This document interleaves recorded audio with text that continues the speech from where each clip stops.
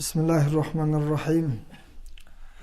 وعن عبيد الله بن محصن الأنصاري الخطمي رضي الله عنه قال: قال رسول الله صلى الله عليه وسلم: من أصبح منكم آمنا في سربه معافا في جسده عنده قوت يومه فكأنما حيزت له الدنيا بحذافيرها.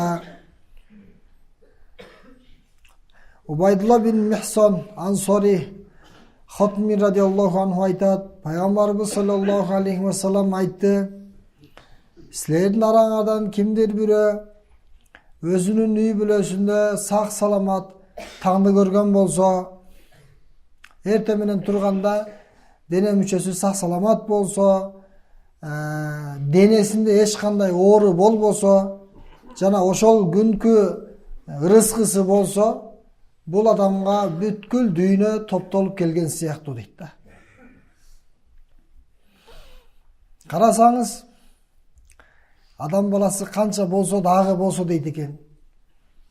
Негизи биз жаралганда эле менен бизде сараңдык деген сыфат кошо менен биз менен келген бул дүйнөгө. Кичинекей жаш балада дагы сараңдык бар.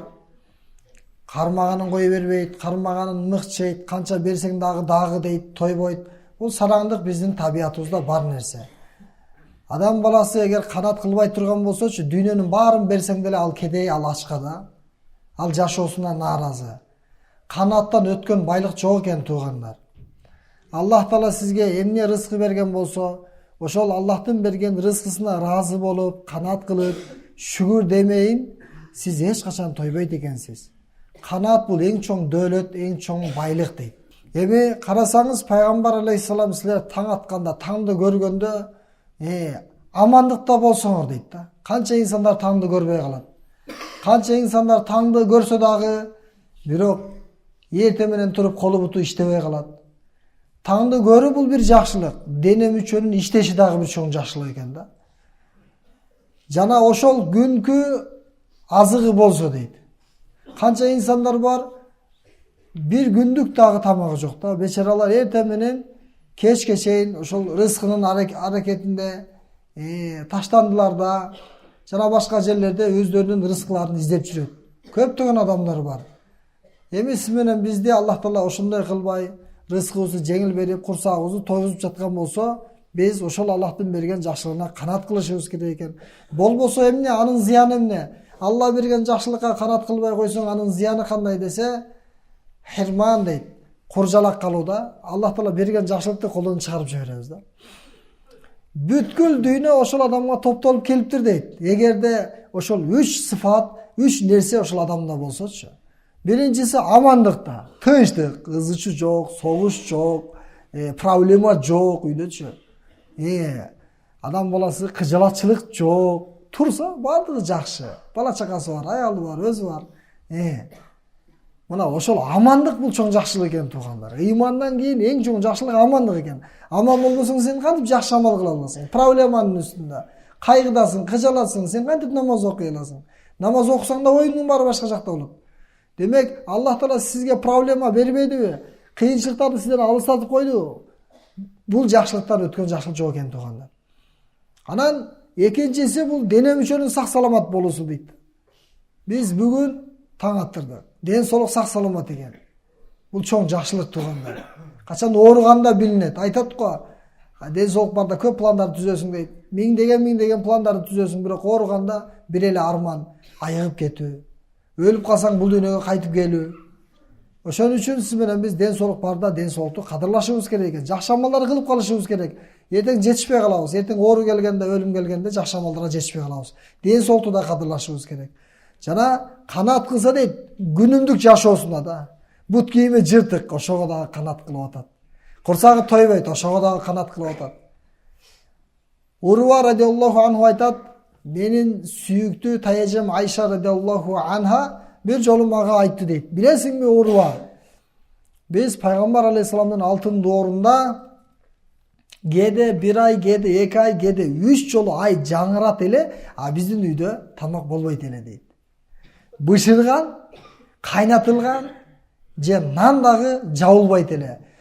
Биз 3 ай жаңы айларды көрөт элек, бирок биздин үйдө эч кандай тамак жок эле дейт да. Бирок ошондой болсо да канат да.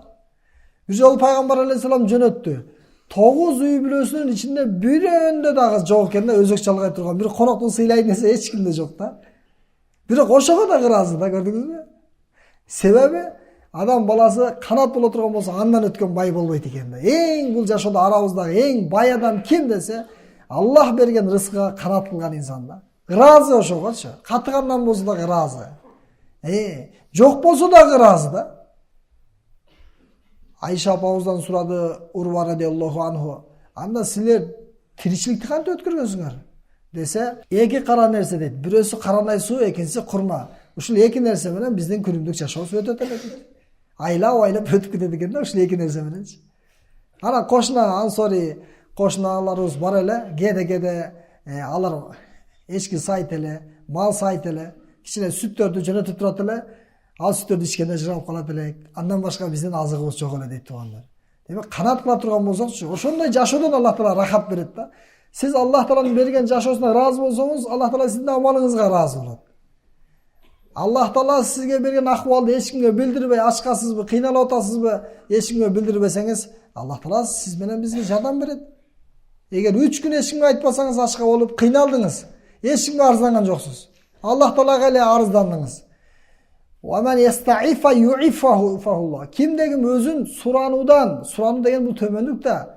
Бирөөнүн алдына барып жалдырган бул жакшы эмес да. Аллага жалдырашыбыз керек. Кимдегим Аллахтын алдында жалдырайт, бирок пенделерге жалдырган жок. 3 күн ачка болсо, Аллах Таала 1 жылдык рызкысын, адалдан рызкысын дайындап коет экен, бүтүрүп берет экен да, маселесин чечип берет экен. Демек сиз менен биз канат деген сыпатка жете алабыз качан? Кыйынчылык келгенде Аллага кайрылуу менен да. Бар рызкыбызга канат кыла турган болсок, Аллах Таала бизге өтө көп жакшылыктарды берет да. Кожоюндун ити этканага киреткен дагы кыйынчылык менен. Эми эт бар жер, бир кымбат нерсе болсо, тамак аш, азык түлүк болсо, ал жер тегерекче тосулат эмеспи? Мышык кирип кетпесин, ит кирип кетпесин деп. Ошол тосулган жерге ушундай аракет кылып атып, кирип кетиптир да баягычы. Анан оозунда бир ит этти алат дагы, анан ошол жерден кайра чыгып, эми жейин каяка жейин деп эки жакта карайт. Бирөө жарым көрүп калса, алып койбосун, кожоюн көрүп калса, башка ит көрүп калса, чоңураак болуп менден жулуп албасын, тартып албасын деп, эл жок жака барса бир суу бар экен, көлчүк. Ошонун жанына барып туруп башын салса, алдын караса бир ит турат, анын оозунда да ит бар экен да. Анан ошону ала коем деп өзүнүн оозундагыны чүрүп алыптыр. Эмне болду десе, агып кетип калыптыр, жетпей калыптыр баягычы. Өкүнүптүр да бечарачы. Жөн эле ошо бар нерсени жей бербейин депчи. Эми сиз менен биз дагы ушундай кээде ушундай болот, Аллах Таала берет, шүгүр кылбайбыз, Алла алып коет да. Шүгүр кылбаганын зыяны ошол экен да. Канат кылбаганын зыяны Алла берген жакшты алып коет. Колуңду жууп каласың да. Болсо, ошол эле болсо эле болду деп каласың да. Ошон үчүн Алла бизге эмне берсе, кандай жашоо берсе, кандай тагдыр берсе, кандай рызкы берсе, биз ошонун баарына ыраазы болойлу. Бир жолу түндөсү пайгамбар алейхиссалам эшикке чыкса, Абу Бакыр, Умар сахабалар жүргөн экен. Анан айтат, силер эмне болду? Түндөсү жүрөсүңөр? Десе алар айтышат, о Аллахтын элчиси, биз өзү чыкпай эле коелу, үйдө эле жата берейин десек, курсагыбыз ачка. Анан чыдадык, сабыр кылдык, болбоду, дуа кылдык, болбоду. Анан кичине бир нары бери басайлы, кичине кыйналып жатып, дагы ооруз күчөйүп кетпесин деп, кичине нары бери басайлы дедик. Ошол Аллах Таала балким рызкы берип калган болсо, жейбиз рызкыны деп, ушундай чыктык, рызкы издеп чыктык дейт да. Пайгамбар алейхисалам айтат, Алланын затына касам, мен дагы ошол нерсени чыгарды дейт да. Мени дагы ошол ачкачылык үйдө олтургузган жок дейт да. Ошентип үч ачка, элестетиңиз, ааламга рахмат болуп келген бүткүл пайгамбарлардын пайгамбары, сүйүктүү пайгамбар алейхисалам ачка уктай албай жатат да. Абу Бакыр, Умар эки досту ээрчитти дагы жүргүлө деп, анан Мадина шаарындагы бир ансори адамдын үйүнө барды такылдатыпчы. Үйүндө жок экен. Аялы чыкты, пайгамбарыбызды таанып, келиңиз, отуруп туруңуз, кош келипсиздер. Күйөөң гана бир жакка кеткен, суу ташыганы кетти эле. Макул анда. Отурса жанагы ансори келип калды. Пайгамбар алейхисаламдын, Абу Бакыр, Умар сахабанын эми элестетиңиз, түндөсү ким чыгат? Ачка экендиги дароо билинди. Ал учурда эми кичине ачарчылык көп болчу. Ошентип анан ушул жерде отуруп туруңуздар деди да. Үйүнө кирип, курманын жаңы бышканы бар экен, кактары бар экен, түрү менен алып келип астыларына койду. Алыңыздар, жеңиздер депчи.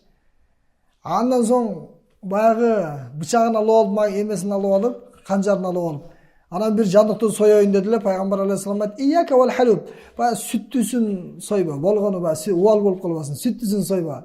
Мындай кысыр калганын же мындай эмне бышылган деп коём, эмне деп коет. Башка малын сой, бирок сүттүсүн сойбо деди. Анан ары бери баягы алып келди. Анан тамакты биширип Пайгамбар алейхиссалам сахабалар менен отуруп, анан ошол жерден кажеттери бүткөндөн кийин Пайгамбар алейхиссалам айтты: "Силер дейт, үйгөдөн чыктыңар. Ачкачылык силерди үйүңөрдөн чыгарды. Силер үйгөргө кирбей койдуңар" дейт. Ушу курсаңар тойгонго чейин силер ушинтип үйүңөргө кирбей сыртта жүрдүңөр эле. Аллах Таала силерге рызкы берди. Эми ушул рызкы мынакей ачка болуп жеткен рызкыңарга кыямат күнү сураласыңар деди да. Аллах Таала кыямат күнү бизге эмне жакшылык берген болсо, ошол жакшылыктардан сурайт. Рызкы бердиби, курсак токпу? Бул дагы биз үчүн сурак болот мындан дагы. Ошондуктан урматтуу бир туугандар, Алла берсе канат кыла берейли.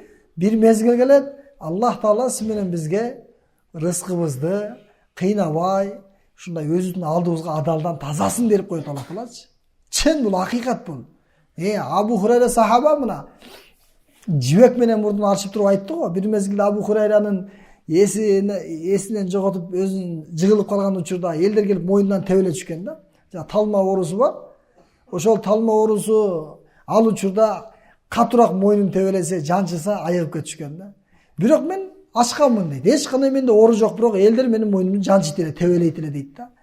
Мына ошол Абу Хурайра радиаллаху анху мен өзүмдү кармай албайт элем дейт, жыгылып калат элем дейт. Ошондой ачкачылык болсо дагы, бирок алар сабыр кылышкан.